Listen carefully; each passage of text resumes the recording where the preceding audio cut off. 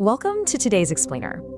Today, we're going to completely strip away all that dense corporate jargon that usually clutters up the business world. Instead, we're going to reveal the highly logical, honestly beautifully structured nature of project management.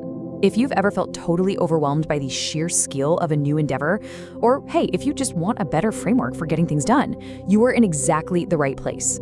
We're going to break down everything about what project management is in very simple terms. So even what seems incredibly complex becomes, well, totally manageable. Okay, let's dive right into this.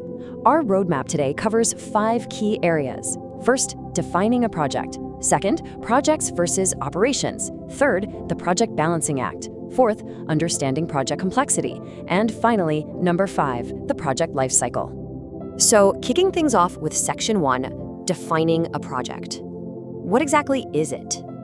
At its core, a project is simply a temporary endeavor that produces a unique product or service. Now, if you take absolutely nothing else away from this explainer, I want you to remember 2 incredibly vital words here: temporary and unique.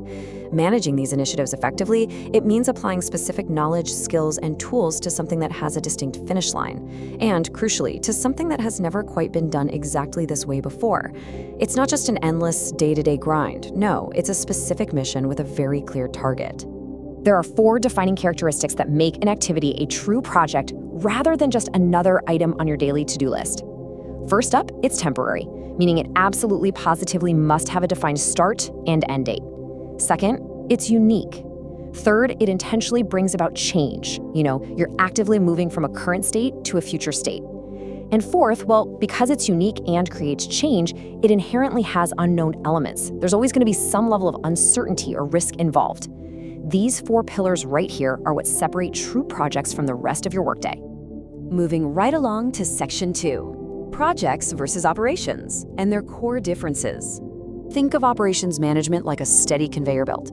It's repetitive, it's about ongoing delivery, and it's heavily focused on maximizing profits, increasing stockholder value, and honestly, just keeping the lights on. In sharp contrast, project management is like a rocket launch. It's a temporary, highly targeted endeavor aimed at creating something completely unique or driving very specific change.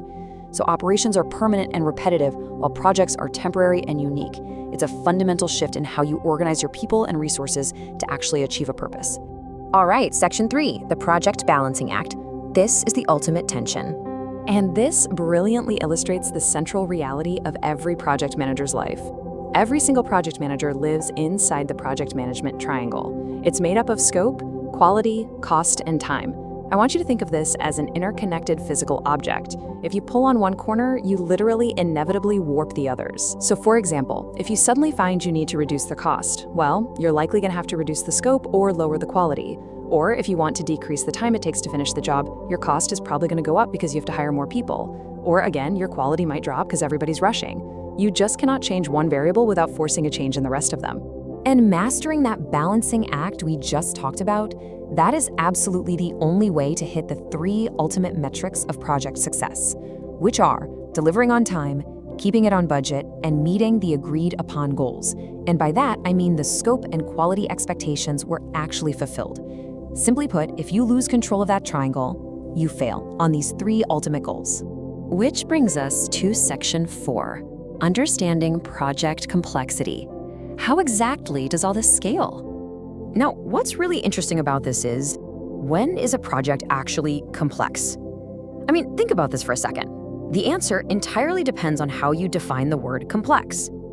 To really grasp this concept, we have to look slightly outside of standard business literature and borrow a systems concept developed in other disciplines. It gives us this incredible mental tool to make even massive projects feel totally manageable. We're borrowing a totally fascinating concept from biology here. In the animal kingdom, right, a single-cell amoeba is a very simple animal. But life becomes highly complex as the numbers of cells multiply and connect to form interrelated muscles and organs. Well, projects scale in exactly the same way. A project isn't necessarily hard just because it's big. It becomes complex because of the sheer number of connections. Just like cells forming organs, as you add more team members, more unknown elements, and more interconnected tasks, the structure itself becomes complex. Truly understanding this biological scaling is the secret to managing massive projects without, completely panicking. Let's move to section 5 and see how this all builds. the project lifecycle, or chronological execution. So the crucial point here is that regardless of how biologically complex a project gets, it always follows a strict chronological path. The Project Management Institute breaks this down into 4 specific phases. 1, initiation, 2, planning, 3, execution, and 4, closeout. Literally every single successful project, whether you're baking a unique wedding cake or building a massive skyscraper downtown, relies on these exact 4 sequential steps to move from a basic idea to a finished reality. Let's look at a little mini narrative of what exactly happens before the actual work even begins. Phase 1 is initiation, or starting the project. Now, this isn't just someone walking into a room and yelling, "Go!" It involves holding proper alignment and kickoff meetings, officially identifying the project team, and crucially, acquiring the project management infrastructure you're going to need. Then comes Phase 2, planning. This is organizing and preparing. This is where you get granular. You're developing detailed staffing plans, procurement strategies for your materials, and establishing your project controls. Honestly, if you rush these 2 setup phases, your execution phase will almost certainly be a total disaster. Now, while the overall timeline generally moves strictly linearly from initiation to closeout, the actual day-to-day management requires this highly dynamic, continuous cycle: evaluate, design, develop, and analyze. During the execution phase, you are constantly spinning this wheel. You develop a piece of the project, analyze the results, evaluate it against your triangle of time and cost, design a fix, and develop the next piece. It's just a continuous loop of tracking and controlling that basically keeps the whole linear progression from derailing. To wrap up our explainer today, I really want to leave you with a provocative question.